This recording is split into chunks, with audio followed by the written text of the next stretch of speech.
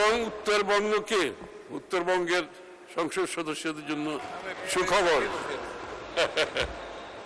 উত্তরবঙ্গকে কৃষি হাব হিসাবে গড়ে তুলতে ৩,০০০ কোটি টাকা। স্পিকার, বিনিয়োগ, শিল্প ও বাণিজ্য, দেশে বিনিয়োগ বান্ধব পরিবেশ সৃষ্টি, শিল্পায়নের গতি ত্বরান্বিত করা, বৈদেশিক বিনিয়োগ আকর্ষণ, অঞ্চলভিত্তিক শিল্পায়ন এবং বাণিজ্য সম্প্রসারণের মাধ্যমে কর্মসংস্থান সৃষ্টিতে সরকার বহুমুখী উদ্যোগ বাস্তবায়ন করছে।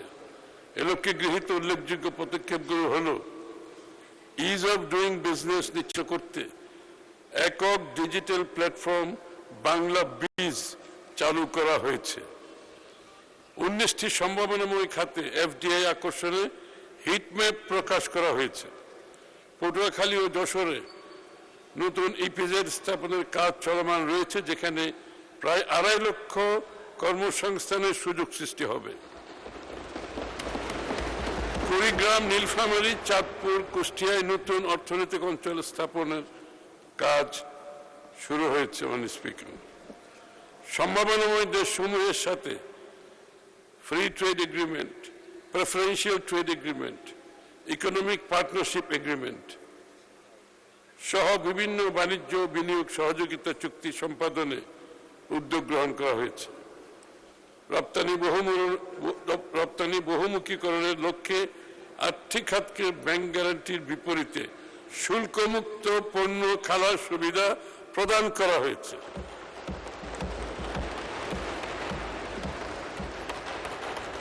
আর কোনো হ্যারাসমেন্ট নাই, কোনো সমস্যা নাই, সরাসরি ওনারা আনবেন, রপ্তানি করবেন।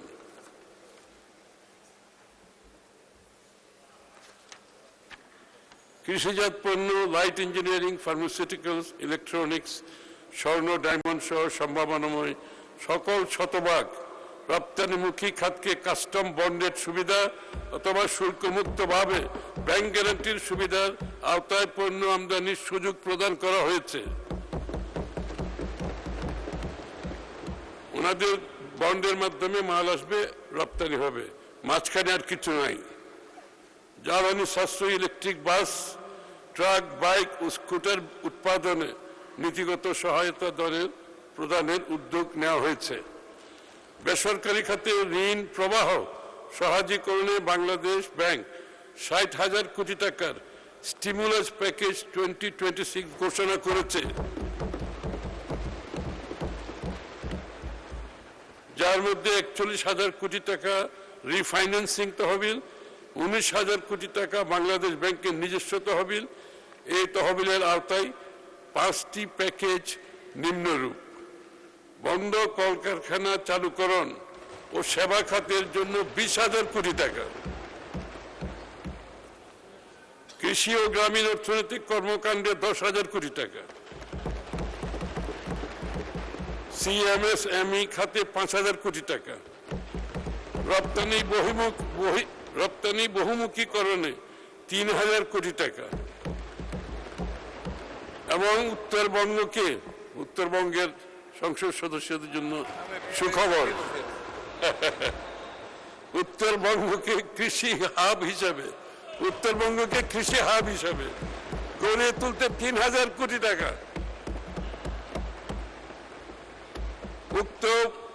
উক্ত পুনর্ভরণ স্কিম সমূহের অধীনে প্রদেয় ঋণের ক্ষেত্রে সুদের হার নমনীয় রাখার লক্ষ্যে সরকার 6% সুদ ভর্তুকি হিসেবে প্রদান করবে। এই কর্মসূচির মাধ্যমে 25 লক্ষের অধিক কর্মসংস্থানের সুযোগ সৃষ্টি হবে।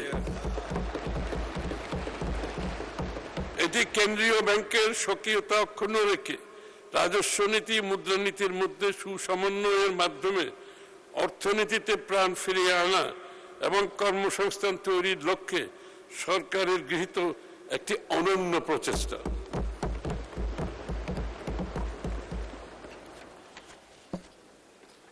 এসএমই খাতের বিকাশে এই সেক্টরে পুনরুত্থান স্কিমের আওতায় সরকারি সংস্থা যেমন ইটকল, বিআইএফএফএল, এসএমই ফাউন্ডেশনের মাধ্যমে সহজ শর্তে ঋণ বিতরণের জন্য 2026-27 অর্থবছরে 2000 কোটি টাকা বরাদ্দ প্রস্তাব করছি।